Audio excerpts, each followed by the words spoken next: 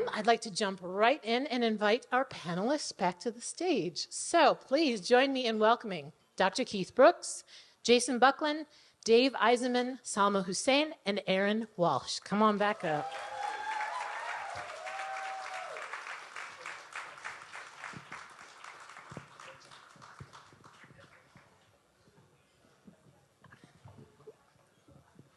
As you all get started or get seated, I'll keep going here. We're going to kick things off by sharing short clips of each of your ed talks and give each of you the opportunity to tell us what's on your mind as you reflect back on those talks.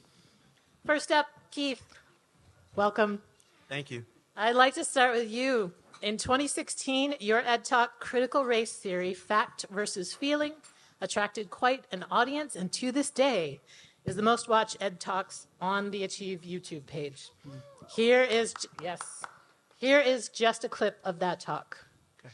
When I see you, I don't see race. The colorblind mythology. People are just people. I don't see color. We're all just human. Character, not color, is what counts with me. Well, once again, based on the history, okay, well, who's defining what character is? But then also, colorblindness denies the cultural values, norms, expectations, and life experiences of people of color. Even if individual white person can ignore a person's skin color, society does not. Claiming to be colorblind can also be a defense for shutting the conversation down. That's what I found, is that people use that in a manipulative way to not talk about it. White people don't want to accept how affiliation and social benefits gave and continue to provide them advantages people of color don't have, and some never will. I've heard this statement: these protesters speak so well, but they're such violent people. You know, look at look at slavery in the making of America, slavery by another name, race, the power of illusion. Look at all of the volumes of Eyes on the Prize and talk to me about violence. If black men don't want to get stopped by the police, maybe they shouldn't dress that way. So what do criminals look like? And again, I said, i.e. Bear Stearns and all of the other, look up the house. That was a good movie I just saw last week, The Big Short. And talk to me about criminal activity. People get arrested because they're committing crimes. Look up the Innocence Project when you get a chance. You don't necessarily have to be committing a crime to get arrested and thrown in jail. Racism ended in the 60s. Stop making such a big deal out of nothing. Now just look at a few of these statements. If anyone works hard, they will get ahead. Well, we just saw a clip that just said that that's not accurate or true. Some people excuse themselves from responsibility for racism because you weren't born yet when people were enslaved. Some also insist that people of color should look at their intent and not the impact of what you do or support because of good intentions. All right, very quickly, I'm about done here. Some of you all may saw, is it Ahmed? Did y'all see this last year? 14-year-old man, young man, makes a clock, gets arrested, because they panic and think it's a bomb. Okay. You see some comments here from Mark Zuckerberg from Facebook, and I think he also had a chance to visit the White House. But I get concerned about the talented kids of color who have similar experiences and don't get a chance to go to the White House or get acknowledged in this way for the intelligence that they have. What I find is that many kids sometimes are just very bored, like I was in most of my classes. Did y'all see a lot of the posts that came out during the Annie movie? So lots of people were just bothered. These are some of the posts right here. WTF, I got my kids in the room, so I'm not going to say what WTF means. All right. Since when is Annie and Daddy Warbucks black? Look at this one. Why not do a movie of a white Martin Luther King?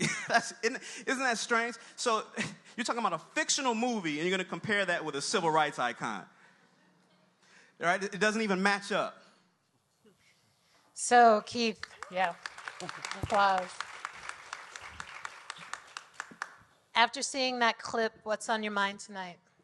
First off, thanks for having me. I really appreciate it. And all the comments that I make are mine and mine alone and do not represent any other organization. I received a lot of feedback and responses after that presentation. I received a lot of communication from across the country, Canada, overseas, college students, graduate students, professors, corporations.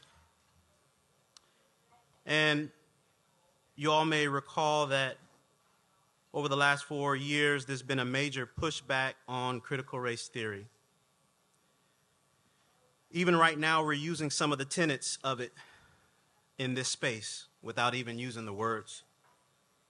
There was so much confusion and angst in school districts and universities. When parents saw culturally responsive teaching, which obviously has the same acronym, they were automatically bothered and wondered what it was and were confused by it. People wanted to get rid of all of it. Parents became increasingly aggressive towards white teachers and teachers of color alike who talked about racial bias. So it's no surprise that many teachers are leaving the field and higher education departments are dwindling. Opponents of the work started submitting data requests so that they could see every document that had any of the DEI words on them, which monopolized a lot of time in school districts. I remember being in so many meetings, wasting so much time answering questions of culturally incompetent people who talked to me like they were above me and knew my field better than me. I remember having to work through and navigate the discomfort of some parents who didn't understand the issues but talked to me like I was beneath them. And through the years, some educational leaders yielded and acquiesced to the demands of those parents. One community member doing a public comment at a school board meeting said, "We don't want any more of that equity. They should just be doing reading, writing, and arithmetic." And we were all looking around like, what's equity? What is equity? Oh, equity. So you don't even know what you're talking about. That was deep. I remember thinking, where am I and what decade is this? Many of the people who were and are against it can't really articulate the aspects of it well. In addition, I was a DEI lead for a suburban school district a few years later after the initial presentation here. An anti-referendum group used a short clip of that presentation and manipulated it to make me seem like some scary guy who was coming to brainwash students, which obviously, which was not my focus nor my job to do.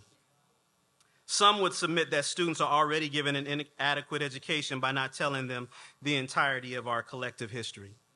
At that moment, I realized my profile and national visibility had increased and I became a target. The referendum in that school district did not pass, and the entire district was shocked, but I wasn't, because I knew that when fear is placed in front of a culturally incompetent mind, they lean on the side of familiarity and discomfort. These are just a few of the challenging experiences in education that have prompted me to never return to the field. I'll pause there.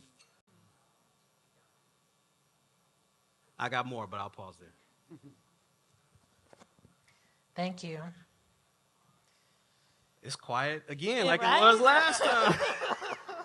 That's I wasn't good. trying to put a damper on the mood. People are thinking and taking it in. Well, thank you for sharing. Thank you. It's good to see. I mean, it's good to see that you were talking about that in 2016. I'm sad to say that we're still talking about it. Yeah. You know. Mm-hmm. All right, Jason. Let's move on to your Ed Talk. In 2019, you took the stage here at Ice House to discuss gender inclusivity in schools. Mm-hmm. At the time, you were working at Minneapolis Public Schools, and now you're at the Minnesota Department of Education doing very similar work. Let's take a look. Okay. But I want you to think about, what lessons did you learn growing up about gender? Where did you learn them? And how have those impacted your values? Which ones do you still carry with you? Which ones have you discarded? Gender is a social construct, right? And on top of that social construct, there's also a cultural lens. And so my job in the school district is not to say, this is the good way to think about gender, this is the bad way to think about gender. We all have to understand that we all have different entry points into this conversation, and I'm more interested is, do we have a closed mindset about gender, or do we have an open mindset about gender? Do the families and students we're working with, do they have a closed mindset about gender, or an open mindset? Because that's going to help us bridge connection, and so that we can meet each other and share values and really make change and make inclusive spaces. So, even though we all have different experiences, and different stories from our home about how we've constructed gender, there's still a few unwritten social contracts that I think we can all see play out. And so I find it interesting that we wrap someone's performance of masculinity to their sexuality. And to attack that masculinity, we attack their sexuality. And we start doing that, I've heard reports in the schools, as early as kindergarten, right? And so in preschool. So kids are using words they don't know what they mean, right? That's what they're just using the words, right? However, sometimes as adults and educators, we get afraid to actually intervene and talk about what that word means. So what the result is for 6 years, until we think it's developmentally appropriate to talk about it in a certain way, for 6 years, they get to develop a negative connotation between the word gay, meaning something bad. And then in 6th grade, we are supposed to untangle that and go, no, actually, we include all families and we include all people. But we've let them for 6 years learn a negative connotation between gay and something bad, unless we interject, right? And so when we make our spaces in our schools more inclusive for LGBT students around gender, what we're really doing is making spaces more inclusive for all of us who are performing gender, and we're all performing gender whether we realize it or not. From what classes we think we're good at, what jobs we get, how much emotion we're allowed to show, how we dress, how we show up in the world. So again, the more inclusive we make our spaces for LGBT students, the more we make them inclusive for everybody. When our students were given the Minnesota Student Survey, they were able to self-identify as mostly masculine, somewhat feminine, or mostly feminine. The majority of our students self-identified into the somewhat categories. However, our society is structured to focus on the mostly categories, but the majority of us are all just kind of in the somewhat category. So we have the power to make a change for our students. This tells me that being born transgender is not inherently hard. It's that society around transgender people make it hard. So we have an urgent task right now to make sure that our students end up in the blue column and not the yellow column. And our action or our inaction is actively pushing our students into one of those two categories. And I don't want to give up the game, but this is actually pretty easy work, right? It just takes a little bit of knowledge and a little bit of intention to make a huge difference for our students. Hey. So Jason, what are your thoughts as you look back on your talk? Yeah, as I look back, you in the questions you were asking, what we're thinking, and I think I have to first kind of ground myself just in like a feeling space, and one of that is the first thing that comes to my mind is in this space on a 10th anniversary is also history, because I'm getting to be back in a room and I'm like, hey, it's Danielle, hey, it's, and getting to see these, and Keith and other folks that I've got to work with, and so getting to see and be in a space with educators is just one such an honor, but also a reminder of all the folks that are also doing this work and have been doing this work and continue to do this work. So that's one thing that sticks out to me. But I'm just going to be kind of open and honest and confess a little bit too. Today I'm spinning a little bit, right? Because earlier today I also got to be over at the state capitol. The governor recently signed an executive order on a trans refugee bill, which is huge. And sometimes people are like, well, why are we doing this? Why are we doing that? So just kind of for context, since that talk, we've had 3 record-setting years of anti-trans legislation introduced across the nation. This year alone, we've had 440 anti-trans legislation proposed across the nation, and a large part of that is targeted at our schools. And for a big reason, and Keith, actually, I really appreciate that your talk was titled Fact versus Feeling? Was that Fiction, fact versus fiction. Fact versus fiction. I don't know. Something like that. I just work here, Yeah. Jason. No. It's good. It's good because I think about how marginalization and oppression, the impacts of those are different in different communities, but the pattern is often the same, right? And so we posit and we position and we work inside that space of fear. And so we're often seeing this attack on anti-trans legislation and critical race theory, both being attacked at the same time is not an accident, right?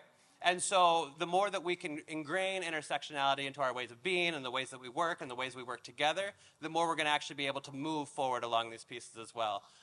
So today is a day of gratitude, of celebration, of also acknowledging the reality that so many of our students and families are still facing. So that's where I sit on this side of the stage. Thank you. Yeah, you can clap. Dave, in your Ed Talk, How to Raise Tech Healthy Kids, you talked a lot about ways parents can help their kids set boundaries with technology. Ironically, you gave this talk just 2 months before Minnesota went into COVID lockdown and young people had to do most everything online, from attending school to socializing with friends. Here's a clip from your talk. Some other things that I've learned over the past 5 years or so is how technology works with our brain and how our brain works in general. And I'm not a neuroscientist or can pretend to even be one here, but in our brain, when good things happen to us and we get this little shot of dopamine, this healthy chemical that makes us feel good, and something, maybe someone that we really like says something nice to us, or we win something, or something good happens, we get these shots of dopamine, and that's something that our brain wants. But of course, too much dopamine can be a bad thing.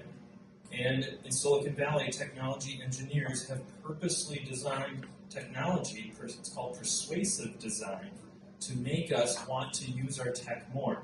And so Tristan talks about our phone as a pocket slot machine. If you think of that, have you ever pulled the handle down on your phone? It's with your thumb to refresh, to see, do I have any new messages? Any new posts? Any new likes? Any new comments? Any new friends? Each time that those happen, we get a shot of dopamine, whether it's a like, a new tweet, a follower, a news story, a new TikTok video comment. I'm sure you're all on TikTok here, right? Your kids are.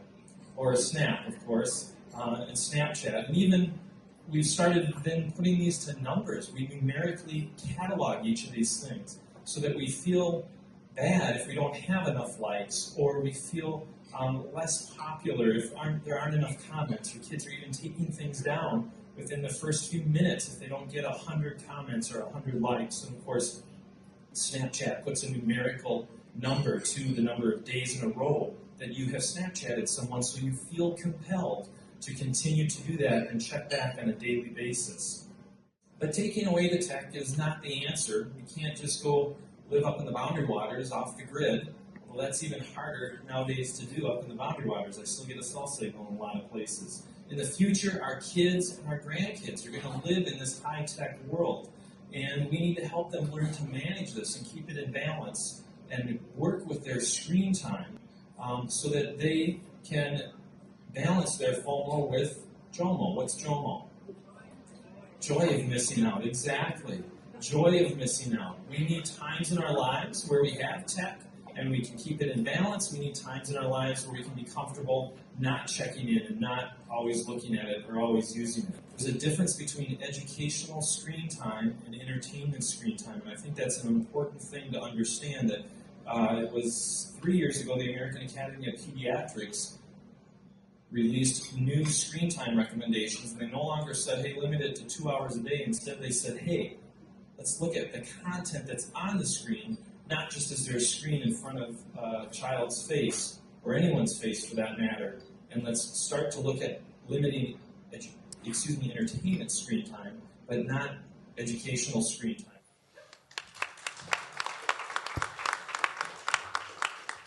So, Dave, what are you thinking as you look back at your clip? Well, a couple things. I'm very thankful I didn't wear that exact same outfit tonight. So, and I actually had grabbed that first, and I thought, did I wear a suit? Okay, so another thing I have noticed is I've really aged. So I noticed that as well. But, I think in seriousness, in that video or at that talk, what was not in that clip is I did mention I kind of had this life reset moment when my young daughter basically called me out and just pointed out to me that I was spending all my time on the phone and not really paying attention to her. And that was just this life-changing moment for me that really kind of started me down this road and this quest to find balance and to talk to students around the state, to talk to educators, and to talk to parents as well about the need for a balance of technology in our lives. We all are using it, of course, and we have the option to use the technology to help us kind of control what comes in, or we can just kind of let it take over and control us. And so I talked a lot in that talk about settings and helping our kids with kind of some guidelines and some guardrails in place and things like that. I mentioned in that talk Tristan Harris. I still have great respect for the Center for Humane Technology and the work that he has done in Silicon Valley, and just in legislation and really awareness to the issues at hand that are all, still really pertinent today, I believe. Thank you.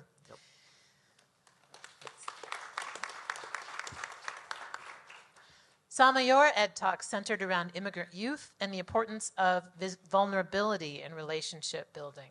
The idea that as an educator, to connect more deeply and empathize with your students, you have to connect deeply with yourself. Your Ed Talk, The Power of Strong Relationships for Student Success, was truly moving. Here's a clip. Growing up in public housing, it did have some stigma. And right now, the work that I'm doing at South High School, I have kiddos who live in those same apartments that I used to live in. So my work has really been about healing myself and taking the time to feel good about who I am as a person, right? And at South High School, my passion really is about creating programming that validate and celebrate our students. So again, connecting it back to Brene talks about vulnerability and how what makes you vulnerable makes you beautiful. I come from a culture where being vulnerable is not celebrated, it's not encouraged, and I think the American culture too. Now we're starting to see like, yeah, be vulnerable, but for a while I think there was just it was discouraged. But I trust that all of you here are in the education field and care deeply about students. And one thing that's missing in education is authentic relationships and connections.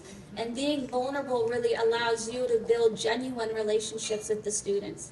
In my work with students, I sometimes talk to them about my own experiences. I have a young lady who wanted to go to prom. I didn't go to prom in high school, but I understand how important it is for kiddos to do that. So I stepped in, connecting with the parents, helping them understand that it's not what they see on the TV. There are plenty of chaperones, and just it's just the ability to step in and support students has empowered me to be my confident self, right? One of the things that I did in terms of owning my narrative is I recently went on Google.com and I found the Minneapolis Public Housing Authority website, and I wrote a public review just thanking them for the opportunity to have a home over our head, and just really thanking them now that I'm 30 and more understanding. And I did that because I no longer wanted to not be able to identify with parts of my story, right? And for me, working with students who currently live in the same homes, I tell these kids, like, you're working hard and I see the work that you're putting in, and know that your story is not over. One of my mantras that I always tell kids, like I love to walk in the hallways, and I tell kids, I'm proud of you, and I really mean it, because I see the journeys that these kids have been through. I tell kids that you are enough to be successful, that you are success. And this isn't just for the Somali kids, this is for every kid, every day, every time. Building them up, because when they feel good about themselves and they believe in their abilities, they're more likely to do school better. And then for all of the educators in this room, I really want us to remember that passion led us here, that we didn't join education to get rich. We joined to make a difference, to support young people. I really want to encourage all of us to use compassion when we're talking to our students, and also to use compassion when we're talking to ourselves.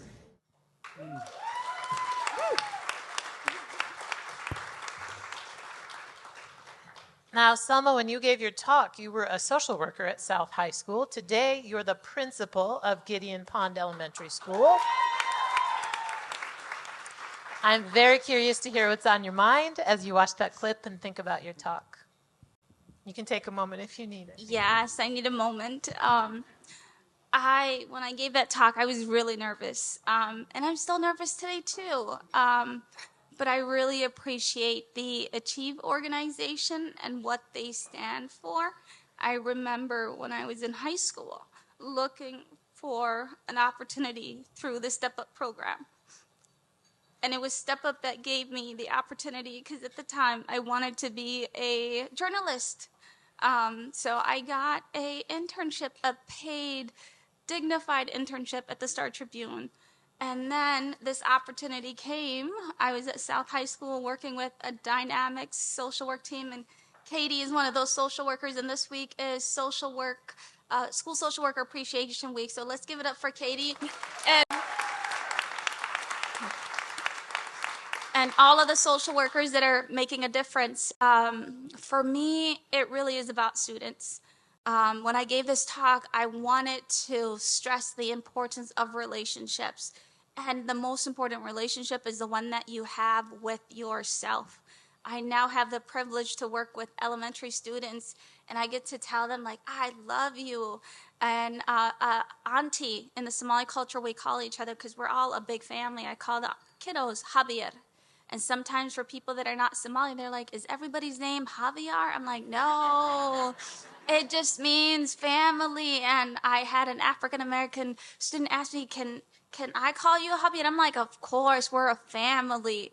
So for me, this relationship is important. As we talk about critical race theory, as we talk about education, my mission in education really is to facilitate love and strength-based transformation. And that strength is also vulnerability. So here I am on stage crying because I was looking at Salma from 5 years ago, and I'm like, I'm so proud of you. Despite being nervous, I showed up. And now at my school at Gideon Elementary, every school assembly, the first one that I was at, I told the kiddos, I was like, listen, as your principal, I am working on public speaking. And ever since that opening, every assembly I open it up with, what is your principal working on? And the kids are like, you're working on not being embarrassed in front of people? I'm like, yeah. And here I am. So again, relationship, and I hope all of you can be part of my community and be committed to learning and growing and being vulnerable and understanding that strength also includes crying and whatever else that works for you. But like, we're all dope. And everybody is needed in education to serve all of our students.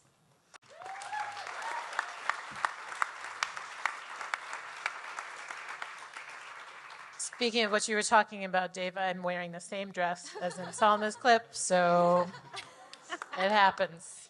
And thank you, Salma. Last but not least, of course, Erin, your Ed Talk. It's complicated. Students, social media, and mental health could not be more relevant to present-day conversations. You shared the stage with Dave back in January 2020, so again, very ironic that you presented on your topic just months before the whole world moved online. Let's take a look at what you shared. This is kind of the media ecology of my childhood in terms of sort of what devices we had, how we shared data, how we stored data. And then you compare that, of course, to the media ecology of students and children today, and it is a world apart. More devices, more screens, more data, more stories, more powerfully presented than any other time in history. Right? Arguably one of the greatest lifestyle changes in the last generation is the sheer amount of time we spend with entertainment media. And so as we look at the media landscape, of course, it begs a lot of really important questions. Not the least of which, as we look at anxiety and depression levels rise in the last number of years, is social media good or bad for student mental health? I get asked this everywhere I go these days. Now I wish here tonight, in the context of this short and neat talk, that I have a simple response to this question. But if you really dig into the data, is social media good or bad for student mental health? The answer is really yes. It depends. Or maybe the old Facebook status update gets complicated.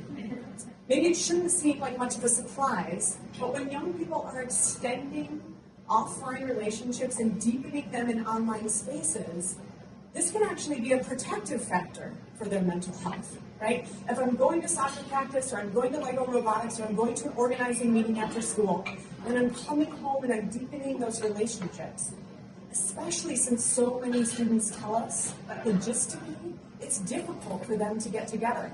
And then you compare that to getting home from school, logging on, and scrolling, and scrolling, and scrolling. And this kind of hyper-passive use has a much stronger association with increased levels of anxiety and depression. Right? It's like being invited or going to a party that I wasn't invited to, sitting in the corner and watching everybody else have the time of their lives. We often assume that the very worst version of kids is online. This is where they go to taunt one another. This is where they go to bully one another, to spread rumors.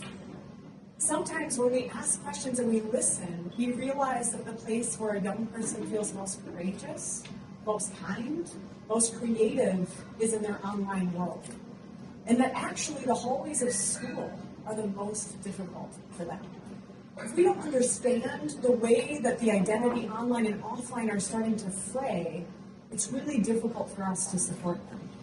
So one of the questions I get asked a lot is, what do I do if I actually see a student, or if a friend tells me that my kid is posting things online that are worrisome? How do I respond to online displays of depression or anxiety? Well, a group of researchers asked teenagers in this country that question, and overwhelmingly they told us, I hope an adult follows up with me face to face.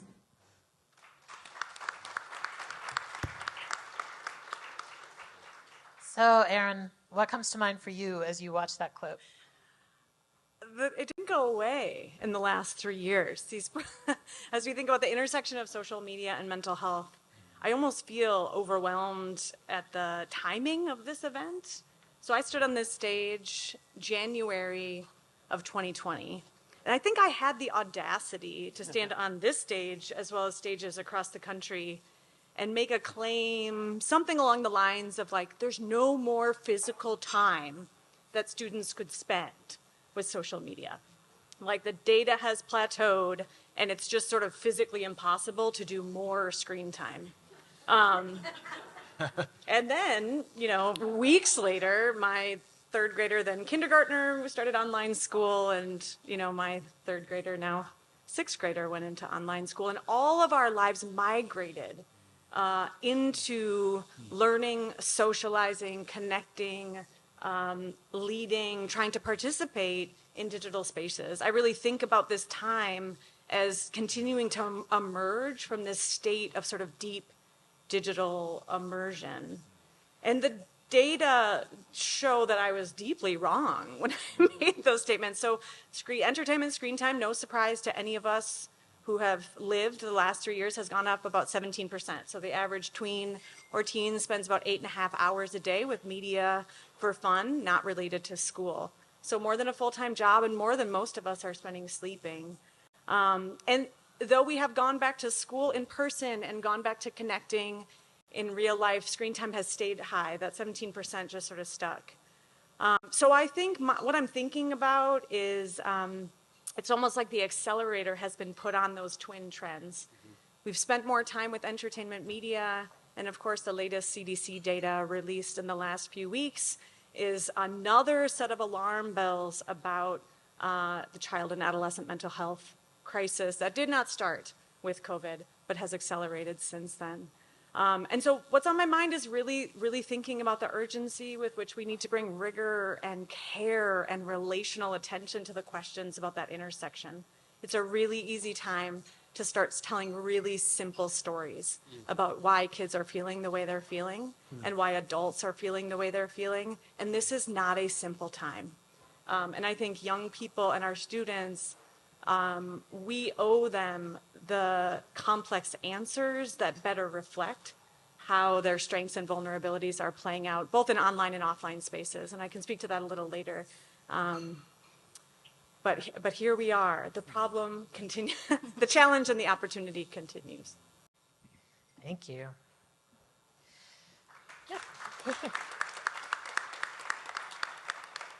So we have a few more questions for the panel, and then we'll take some time to do Q&A from all of you. So if you have questions that are cropping up in your minds as you listen, please feel free to either drop them in the buckets or find Jane back there and drop those questions in. So one of the reasons we invited you all to share the stage tonight is because each of you presented on a topic or idea that's still incredibly relevant and timely today. Thinking back to the time you delivered your ed talk, what has changed since then, and do you think differently about these issues today? Anyone can start. I'll jump in, if that's cool. Jason, thanks for reminding me about the title. It is Fact versus Feeling. And the reason why I'm bringing that up is because I'm going to ask people to fact check some of the stuff I'm getting ready to say.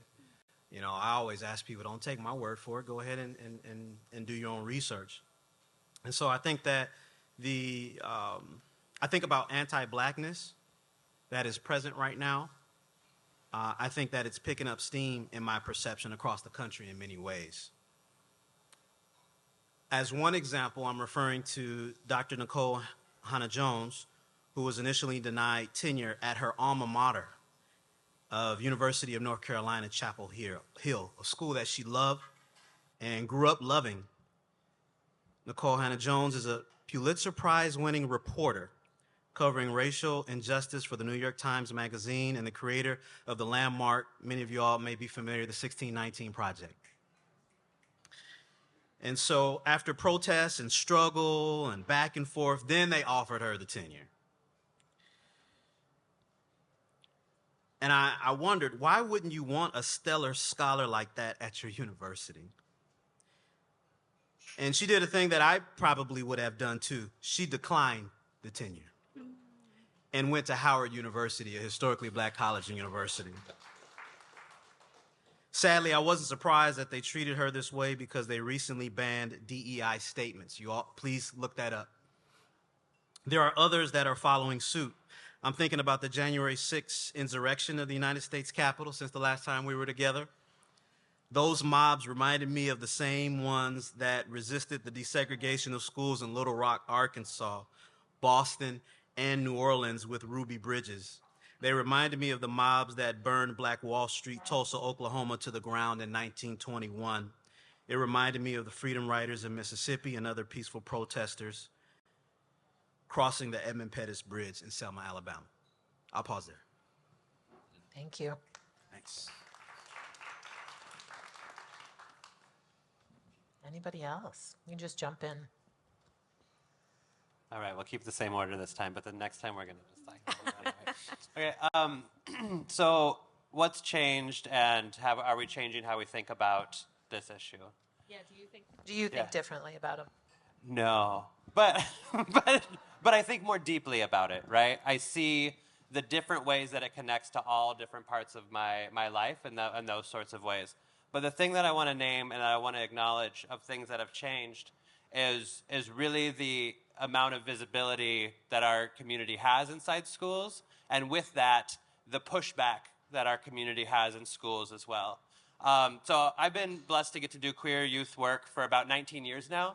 And back when I first started, I was working at a place just up the street called District 202. It was an LGBTQ youth center.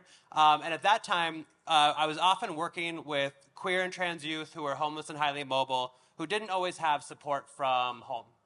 And then when I started my role at the school district in 2012, it was the first time that I noticed this shift where parents were the ones that were showing up and say, hey, I actually want to see more things happen for my queer and trans children. I want to see better things happen for my queer and trans children. Of course, not all parents, but there was a trend moving in that way, right? And now we've also got teachers who are moving in that way of support. And one of the big things that's shifting as well is, again, we just recently saw from the Minnesota Student Survey, the percentage of our students in 8th grade and above that identify as transgender, gender nonconforming. And just for a little audience participation, anybody have a guess? Like what that number is? Just throw out a number. 30%. Hey, yes. So it's a wild thing, right? So normally, what we think about with lesbian, gay, and bisexual people has been historically referred to as 10% of the population. transgender people tend to make 1 or 2% of the population.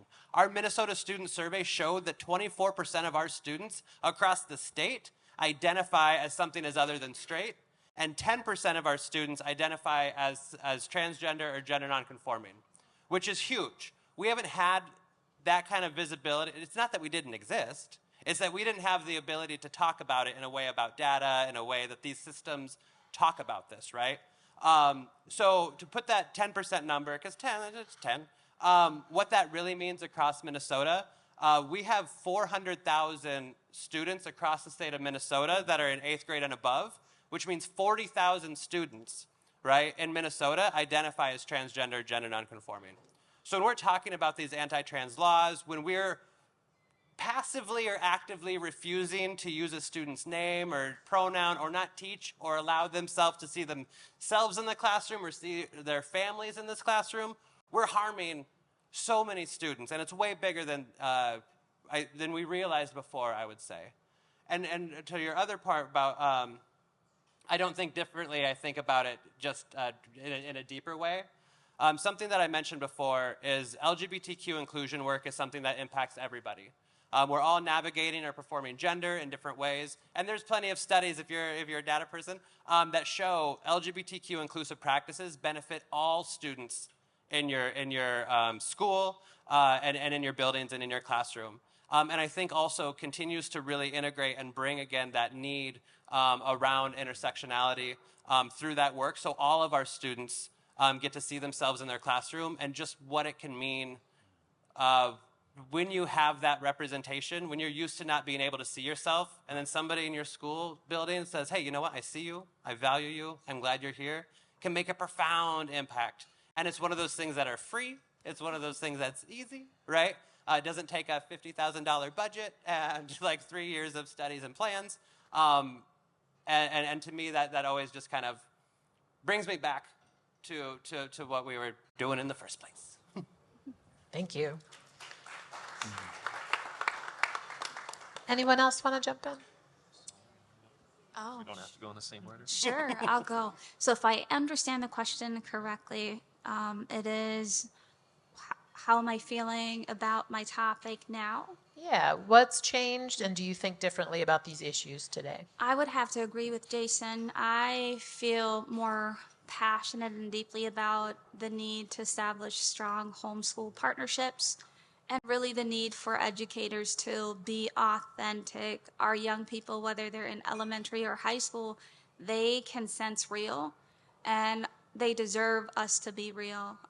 When I gave my TED Talk, I talked about my cousins who came to my house and saw my house, and they're like, whoa, your house is like Kim Kardashian, because they thought it was so massive. I'm like, not really. And my husband, Jeremy, who I love very much, said, you know, Salma, children have access to celebrities. Celebrities make their lives so open. He said, how powerful would it be for educators to open up more about themselves so that way kids can have real role models. So one of the things that I really try to model for my staff at Gideon Elementary, who are pretty good people, who are striving to do the best they can, is the piece around vulnerability. So a lot of times, at least in my community and in other communities, there is stigma around mental health. And just having escaped a civil war, I am pretty honest that I live with anxiety. So being able to tell that to students, like your principal has anxiety, normalizes mental health, because one of the things that I try to tell families is that mental health is health. So I really am strategic in the way that I share that. I don't go around just telling everybody, oh, I've got anxiety. But when I know that it can make a difference for a student, I humanize who I am. I talked about living in public housing, being able to use that to show children, like, Auntie, where you're at right now is a point in your story. And while I am your principal, this is where I started. I started off as a refugee in a refugee camp, started off in public housing. And as I learned to trust myself, I ended up being more confident. And one last thing I wanted to share, I don't think Katie has heard the story. about the power of representation. When I was working at South High School, I really wanted all of the students, especially the BIPOC students, to be very confident. But I realized that I wasn't being confident myself. I would show up to social work meetings, and Katie and the other social workers, dope people, were talking about how they would go hiking and biking and camping and all these fun things, things that I didn't do. Back then, I was at a different place in my life, so I started to question, like, do I belong? My experiences are so different than my colleagues, and it made me feel like I was less than, but I realized what was making me feel less than was that lack of representation in my educational journey. Because I didn't have classroom teachers that looked like me, I had internalized that success wasn't for me. So now that I am in the places that I am, even being at this Ed Talk, when I was in front of my staff today, I said, I need to not be at conferences tonight because I want to take up space at Ed Talks and to represent not just for myself, but for all of my people. And I told my staff, my people are all good people. As long as you're willing to learn and you're striving to do better, you're part of my community. Do you want to go up? Sure. All right, so what has changed since the last talk? I could almost swear, Erin, that you took a couple of the bullets right off of my page here. We both presented at the same time 3 years ago, the same night, and some very similar topics about technology, and you discussed social media and mental health. I literally have on here, first bullet, increase in screen time, 8.5 hours per day. Erin got that one. Increase with, of course, COVID and online learning. You know, we've all been there. We've lived through it. We know kind of those changes and what happened. I did jot down a couple stats here that I thought are interesting because I mentioned TikTok in the video, and I jokingly asked a room full of adults, you know, you could TikTok about it, and nobody really used it back then. But now you've heard of TikTok, right? I mean, that's one major change. And in fact, TikTok has now surpassed YouTube in the amount of time kids are spending on it per day. 1.5 hours per day on TikTok versus an hour on YouTube per day of that entertainment screen time that they're spending. And you think of what that means for just that's their, you know, these short kind of snippets of videos, and everything is this short little, it's got to entertain you or you scroll by it, you know, so it's got to be quick and catchy or controversial or offensive or shocking, or that has changed, I think, in just those past 3 years. It's just an increase of that. And adults, the average TikTok adult user spends an hour a day on TikTok. That's a lot of time on TikTok. And of course, TikTok is trying to keep those users, and so they are shifting what used to be just a short video snippet has morphed into a 3-minute length max, and now they're shifting to a 10-minute length max. So they're, you know, trying to pull more and more audience away from their competitors like YouTube and so on, and that'll have some interesting effects. So that has changed. Erin talked about educational versus entertainment screen time. I always like to point out that importance, that I think we can't just lump screen time and all screens are bad. I mean, there's wonderful things that you can do in education and with technology and on a screen. It's that entertainment screen time, kind of the after learning time and hours of passive entertainment that I think can cause some harm. I think that another thing that has happened is we've had more public awareness of some of the behind-the-scenes things that are happening with technology, the manipulation, the dopamine and stuff like I talked about. That wasn't as known, but now I've already mentioned Tristan Harris once in my first answer. I mentioned him in the video, I'll mention it again, but who in here saw The Social Dilemma?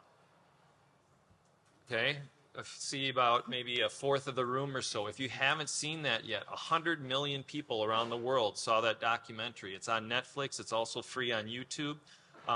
It really pointed out and interviewed people from Silicon Valley who had invented the like button, and they didn't mean it to be so manipulative and such a popularity thing when they invented it.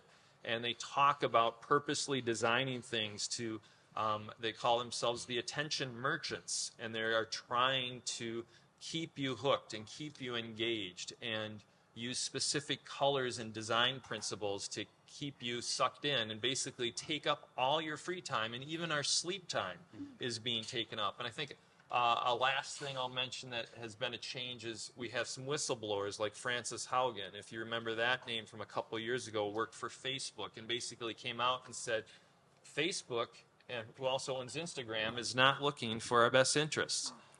They are really not looking out for kids, and they are don't have great intentions. They're really concerned about the bottom line and the money they make, and making more money, and not the mental health of our children or even us. And so I think that has made more awareness of this.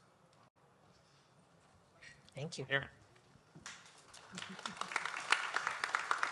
What's on my mind? But, you know, I think in so many ways we've had this front row seat as educators and caregivers to some of the benefits and protective, sort of the ways that screens can buffer us from isolation, watching educators reach through the screens and engage students in such powerful ways. Students who do feel a sense of belonging in online communities and fandoms. And I think caregivers, and as we all watched the migration into online, I think the appreciation for that we can touch it, we can see it a little bit better. I think we've also had a front row seat to the limitations and what technology is like woefully inadequate to replace. And I think we have maybe more concern about the inadequacies of tech.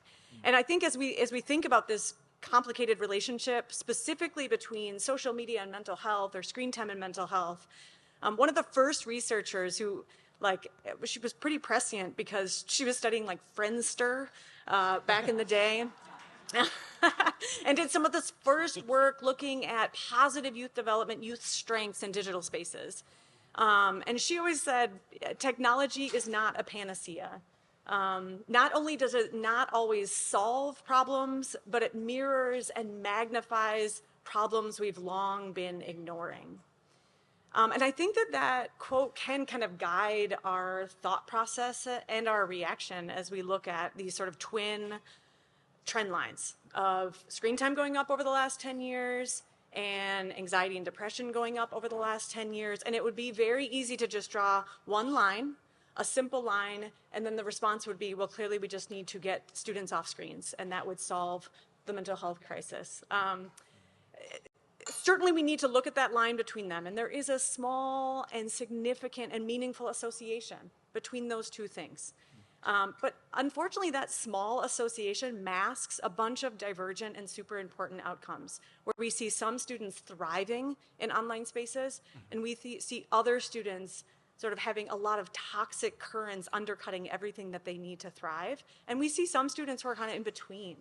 And it's really those divergent impacts, looking at specific student strengths, vulnerabilities, identities, access to supports and skill building, access to critical media literacy to understand how algorithms work and whether they serve them or don't, who builds these things, who profits off these things. All of those things matter for affecting outcomes. So I'm really grateful that I'm part of a panel in the 3-year later revisitation, because yes, the link between social media and mental health is important. But so much research shows that mental illness and mental health outcomes are not driven by one thing. It's just not how it works. And so whether it's young people's experiences of racism online and offline, performance of gender, experiences of gender, their tech habits, when, how, why they're using it, their experiences of vulnerability and relationship and belonging really, really matter. So I feel passionate about the role of TikTok and Instagram, but only if we're also talking about racism, gender. We're also talking about youth agency and how do we create spaces that center adolescent well-being and are equitable and accessible on a system level.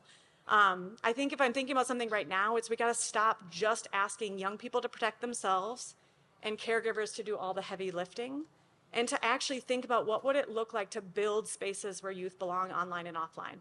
And so that's really a human question more than like a TikTok innovation center question. That's what's on my mind. Wow. Thank you. I want to make sure that we get to our audience Q&A, and I see that the questions are like piling up in here. So, panel, quickly, we've got a couple more questions for you. Our current political and social climate has made it increasingly difficult for folks to engage in civil discourse. What does civil discourse look like to you, and how do you practice this personally and professionally? I will go first for this one. I was on Facebook, and a friend that I met on Facebook, Heather Anderson, who is an incredible organizer in the city, Minneapolis, recently wrote that healing requires us to let go of the binary. I think a lot of times people think you're either good or you're bad. You either support this or you don't. Discourse to me looks like being able to listen, being able to seek to understand. These are leadership qualities that I learned in my Leadership Minder program at the U of M, but it really helps in real life. Being interested in understanding what the other person is saying. In my district, Burnsville, we had an opportunity.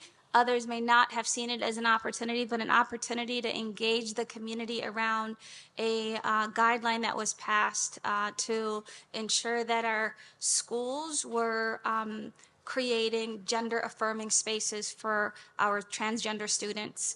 And one of the media outlets got word of it and spinned it in such a way that really created fear.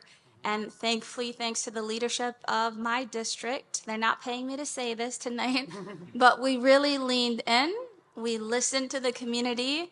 Sometimes it was loud. It was very passionate. It drew a lot of audience, but we were firm in communicating to every community the same message that all of our schools, we serve all of our students, and our commitment is to make sure that every single student feels safe and seen, respected, and this is what this guideline is doing. And through the listening, people were able to understand. So discourse for me really requires us as leaders and people that are invested in humanity to check ourselves and enter into the conversation with listening, and by listening, and not trying to educate people, but really trying to hold space for people.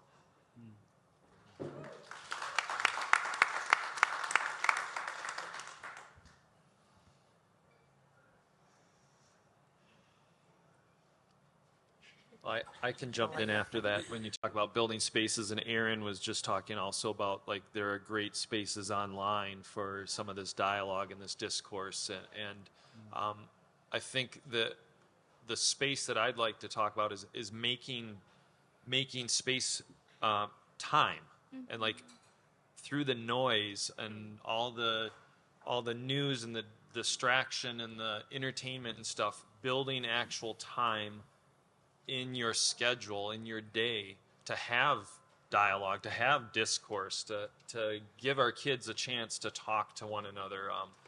We have a kind of a guideline in our house: no tech at the dinner table. We shift that also into when we go to a restaurant, when we're in the car. There's no tech.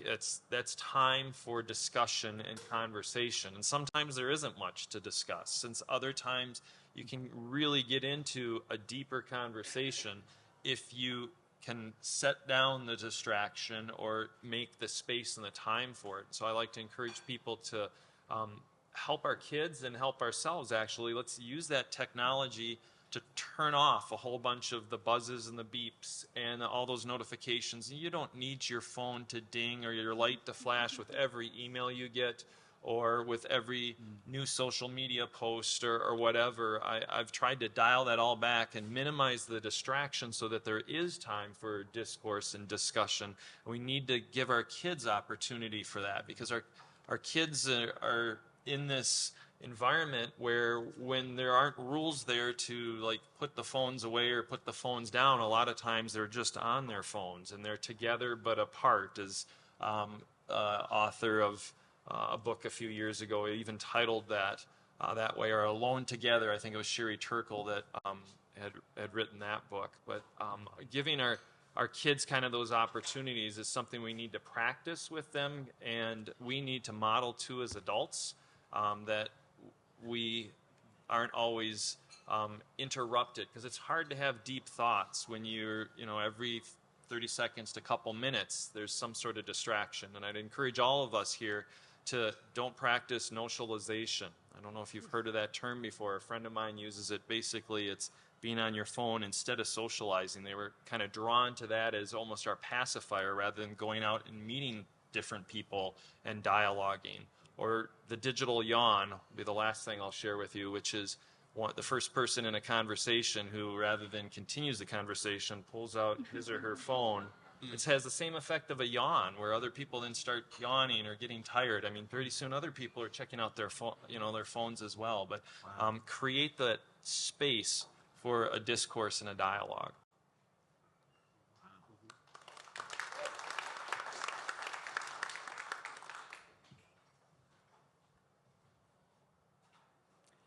You should have known that in Minnesota you can't just open up the panel and be like, hey, who wants to talk next? Like, I'll just leave this little piece. Do that sort of thing. But, I just want to echo just so much of what Salma said, and also thank you for the leadership of your district in that moment. And it really does come down to listening and relationship. Reflecting on this question, reflecting on this panel, so many of us, it's almost not an accident that these were the talks that emerged, right? That we've got critical race theory, that we've got gender-inclusive schools, we've got online digital citizenship, and we've also got relationships, right? And that's so much of what I feel like we are struggling with, right? Because as we get spun into identities instead of people, right? And then we're all just attacking and talking about identities, and oftentimes, to Dr. Brooks's point, about equity versus like actually knowing what we're talking about. But we're able to use fear, we're able to use buzzwords, we're able to use these things. So it works on the gut level, right? So we say, hey, we just passed a thing to acknowledge gender-affirming care today in the state of Minnesota. Some folks are going to say, gender-affirming care, I don't like that. Do you know what it is? Or do you just know that you don't like it, right? And so we got to remember that there's that humanity in there. And I really appreciate what you mentioned about also entering in those spaces to listen. And sometimes it can be really hard because we have jobs that our identity, we have to show up in our identity every day to our work, right? And that can get tiring, and that can get hard at times, but also taking that time to listen. I often think about trying to figure out what are the values and what are the fears that are being shared in the room, because those are also oftentimes the things that are driving the conversation. And if we can get down to that level, we can get away from the political, we can get away from the taboo, we can get away from that identity talk, and we can get to the humanity that's present in that space. I recently, in my new role at the Minnesota Department of Education, fielded a call, and it was somebody who didn't like how things were happening again around trans inclusion in the school. They didn't think it was right, and that sort of thing. They also didn't know what my role was, which was great, because if they knew what my role was, they probably wouldn't have been like, hey, I'm going to talk to you about it, right? So they got to really just have an open, honest conversation about it. And we ended up having, and I know we don't all have the time to do this multiple times, we had 2 one-hour conversations over the course of a couple days, and just really kind of walk and talk through those sorts of pieces, right? Online, we go, what'd you say about this? I've got a response about this. Meme, gif, like, who, blah, blah, blah, blah. And we're not actually engaging in the humanity that is necessary to move these conversations in the direction they need to be.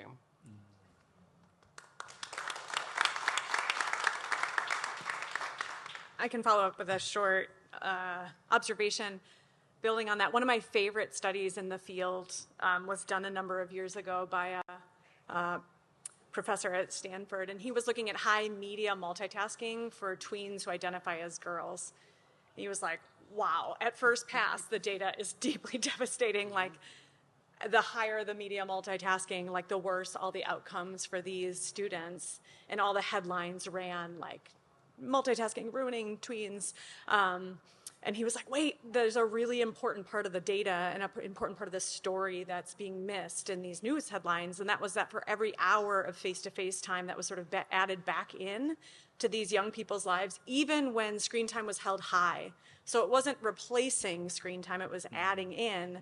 All of those effects started to get better. And talking with him about that research, it was this story again about not necessarily that tech was bad, though I think we can agree that it can quickly deteriorate the quality of human interaction depending upon how the space is structured, who's moderating it, what the purpose is, right? But the data was also reminding us of another thing, which is that this is messy. It takes practice. It takes time. And when I avoid it, I don't build the skills to sustain the sort of messiness and the conflict and some of the reward that happens when we stay with each other and when we stay curious and we build sort of those emotional skills of moving through something together. So I think that's, in my field, a reminder that we need to look at how digital spaces are constructed to help young people have voice in the issues that impact them and to have that sort of dialogue, and also know when to put our devices away, turn towards each other, and learn how to do this in real time and over time.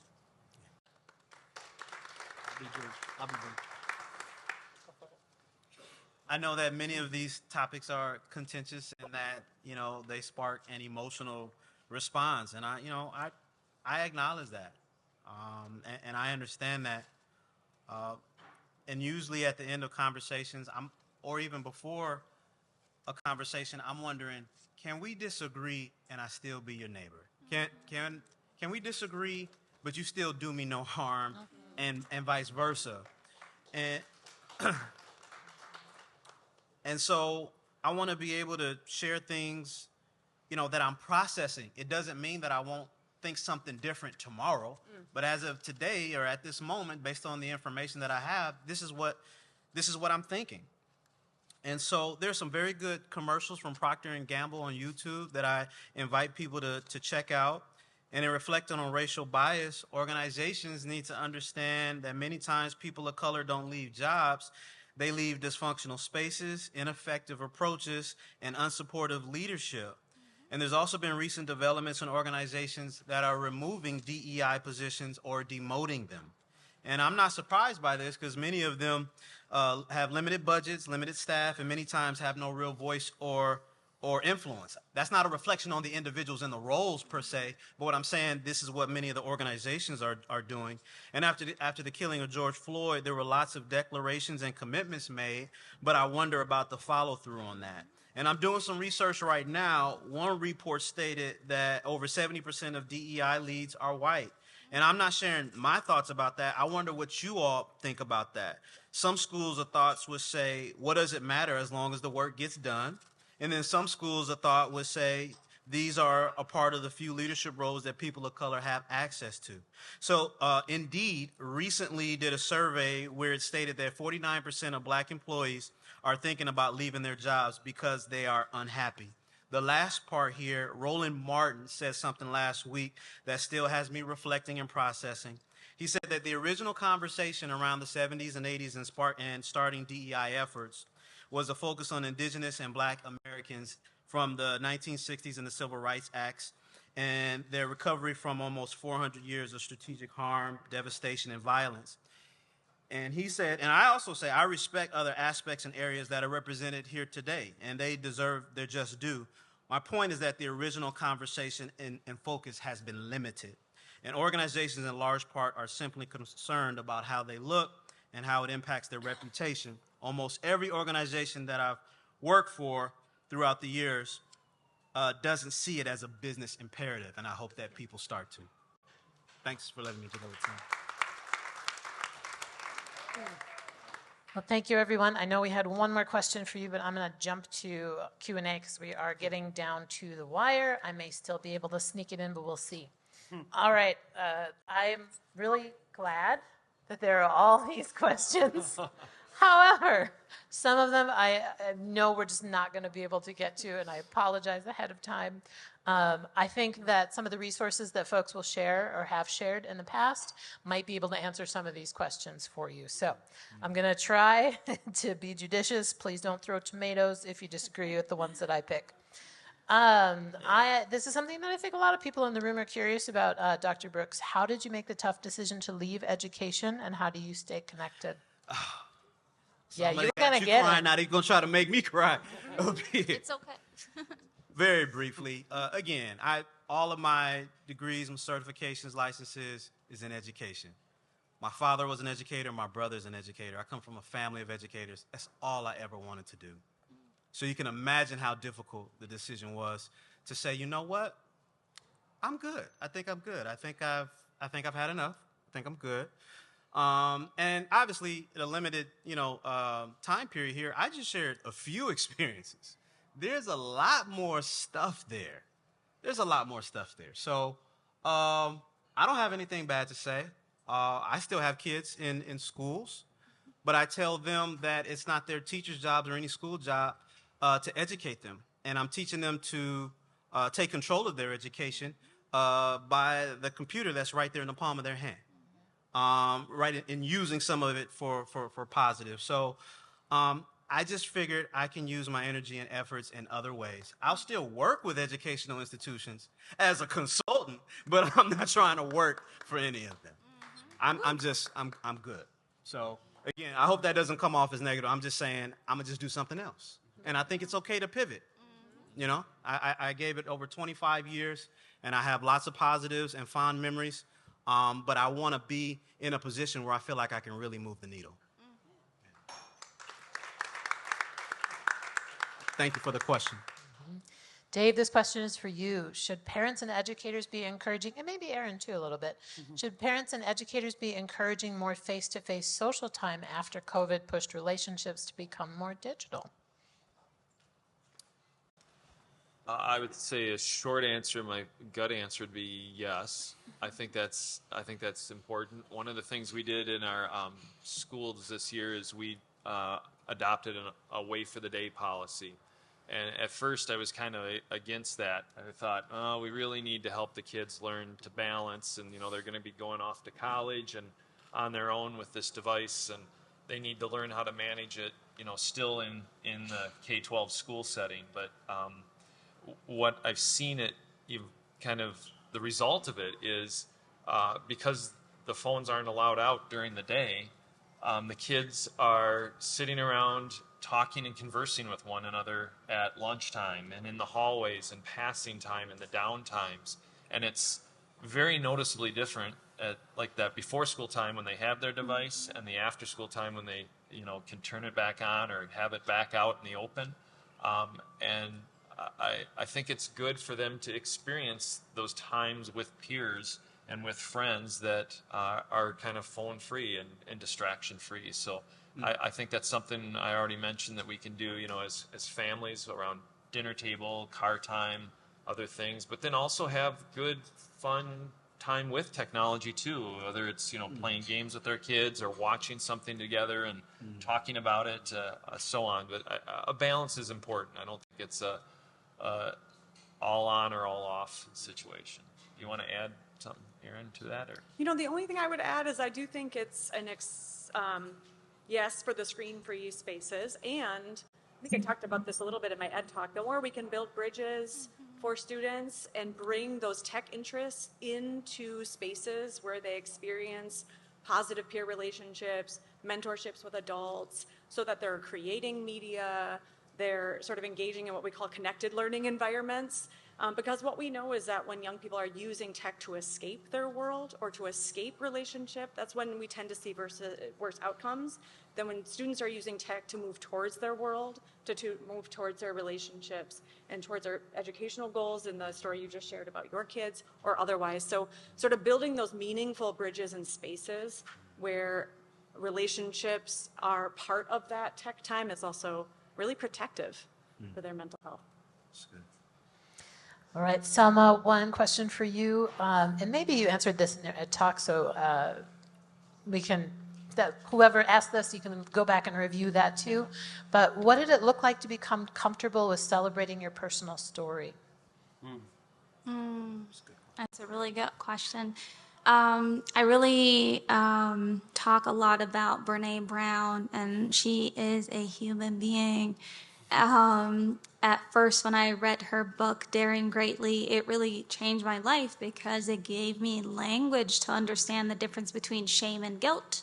Guilt, I did something bad. Shame, I am bad. So when I started to understand that, living in public housing does not make me a bad person, right? Having anxiety does not make me a weak person. I was able to own my humanity, and every single person, I feel like everybody wants to hear other people be vulnerable, but it really does take courage to share our humanity and then being able to be intentional in sharing. Like, oversharing is different than being vulnerable, right? You've got to share with purpose. And I also want to acknowledge that BIPOC individuals are not able to freely be vulnerable. And a lot of folks have said that, the work of Brene Brown is harmful to BIPOC folks. So I acknowledge and I take the good from Brene, and I also know that she has work to do in acknowledging that being vulnerable is not always safe for everybody, because my vulnerability is often by some people seen as weakness. If another person of the majority culture is vulnerable, it's like, yeah, but I know that I'm not weak. I know that I'm dope. So I share my story because I want people that look like me to know that whatever it is that we're experiencing, it doesn't make us less than, it makes us powerful.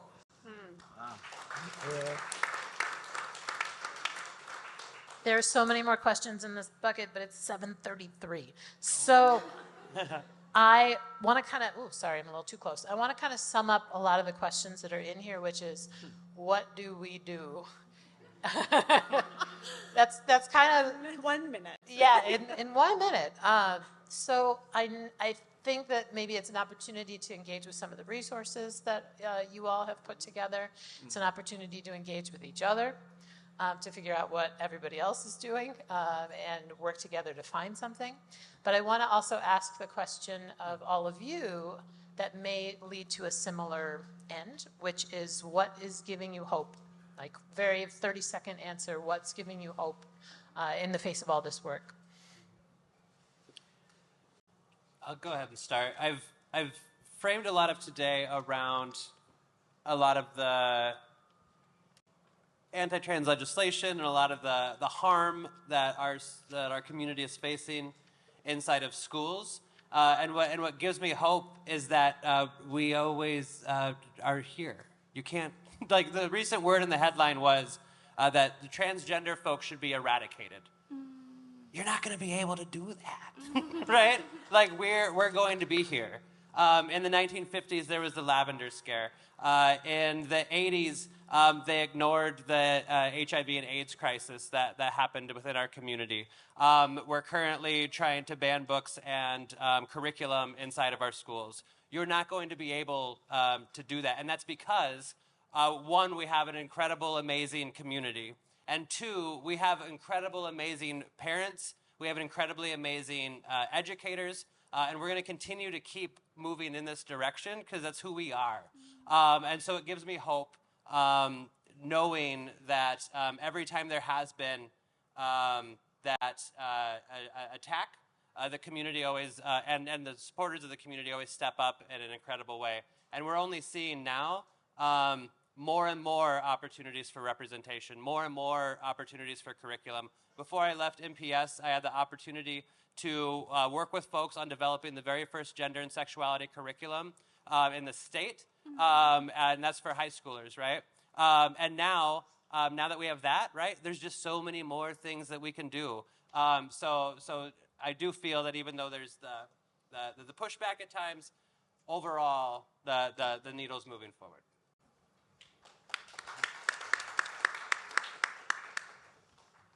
Dave, I think you're next. Jason's looking. He's looking at me. I had written down a few hopes here. I'm hopeful because I see progress, and it's hard to use these words in the same sentence. I see progress in legislation. And California is one of the biggest economies in the world, and in the past year, they have passed some really kind of landmark legislation to protect children and against social media companies, against against kind of the monetization of children's attention.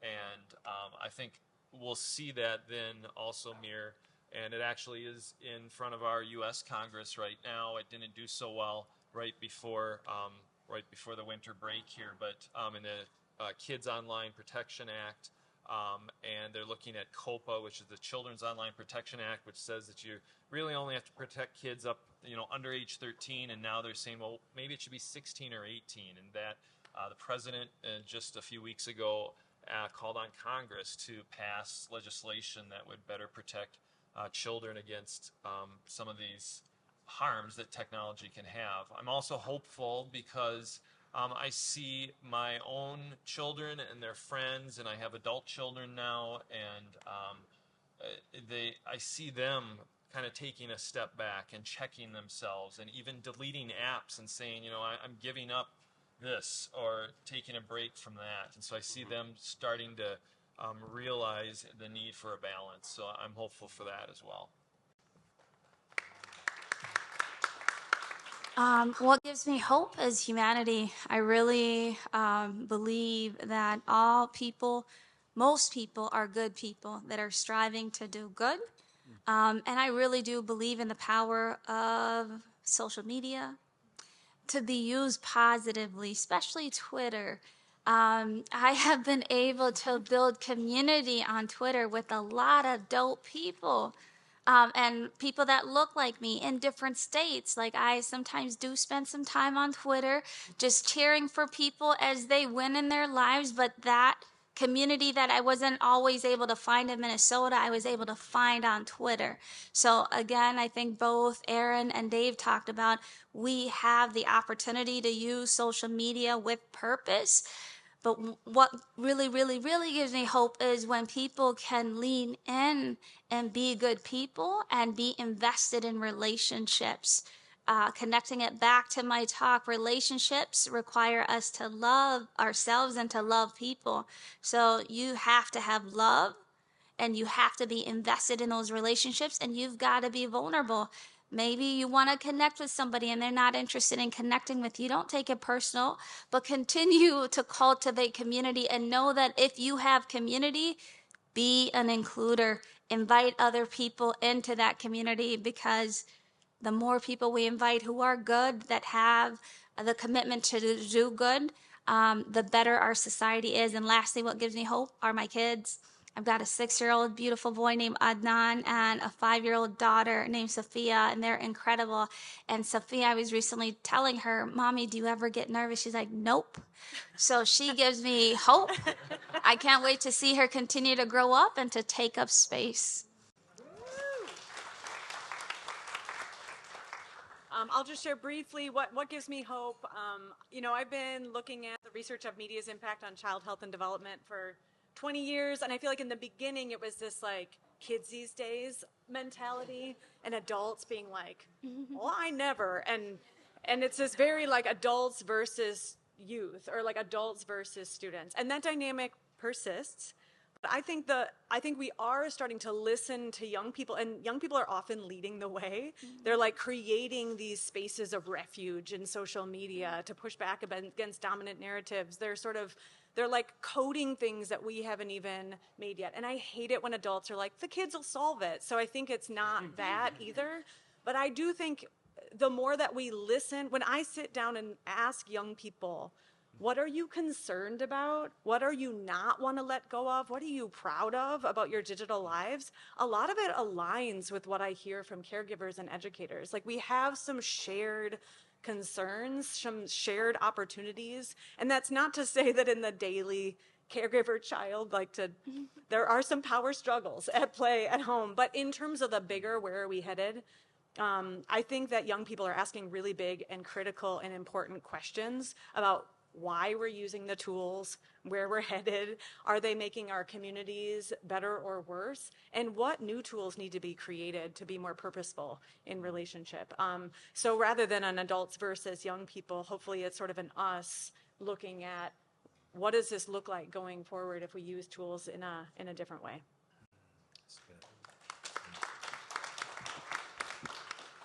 Well, I really appreciate the question because I never want people to hear me talk about issues and not hear solutions at the same time. And I'm really inspired by Marcus Pope and the work at Youth Prize. Y'all know Youth Prize? Yeah, I guess I'm a proponent of how about we invest in things that are working and effective. And that's what I like about some of the things that Youth Prize does. Also, Koinonia Leadership Academy with Dr. Talea Tofree and the restorative practices that her and her team does. Phenomenal work. I'm also inspired by Tony Hudson and Racially Conscious Collaborative that does phenomenal professional development around equity and racial equity. So those are a few of the organizations and individuals that I've just been kind of following and looking at their work. So please, if you're in a position to support their work, please support their work. Thank you. Thank you, everyone, for your great questions. Thank you to our panelists. Once again, Dr. Keith Brooks, Jason Bucklin, Dave Eisenmann, Salma Hussein, and Erin Walsh. And thank you all for joining us this evening. You've been a great audience. Did you want to come up? Or you have a thing to say down there? Yeah, please. Okay. Hi, everyone. If it looks like I'm bum rushing the stage as a fangirl, I absolutely am. My name is Holly Cragthorpe. My pronouns are she, her, and I'm the director of Graves Ventures. And we are sponsoring this series of events in the 10th year of EDTalks very proudly. Graves Ventures is a different type of philanthropy where we dive in and roll up our sleeves and work in partnership with those who share our mission for a more vibrant place for our youth. And I just want to shout out, Achieve has been absolutely lovely to work with.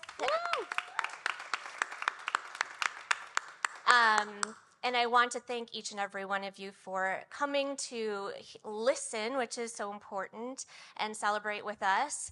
And also, Adia Morris, it is International Women's Day. We are celebrating you. We would like to give you these flowers. I want to thank Adia for all of her amazing leadership and emceeing many, many EDTalks. She is going to be going on leave shortly. And my colleague, Keir Rankin, will be hosting the next couple of EDTalks. So, Adia, we wish you the best with your little one. We can't wait for you to return. We admire you a ton. Thank you, everyone. Please drive safely this evening. And we're going to pass it to Adia now. Well, thank you. Thank you. I appreciate this. That's beautiful. I was not expecting that. Just a few more housekeeping things. There's a survey. As always, there's a survey. It's going to be coming to you online. We graciously request that you participate in that. You'll receive a follow-up email with event videos, other resources. But I want to conclude the evening by once again thanking our very, very generous co-sponsor and funder, the Graves Foundation, by inviting Holly Cragthorpe from Graves to the stage and to make some closing remarks, which she just did. So thank you, everyone. Drive safely.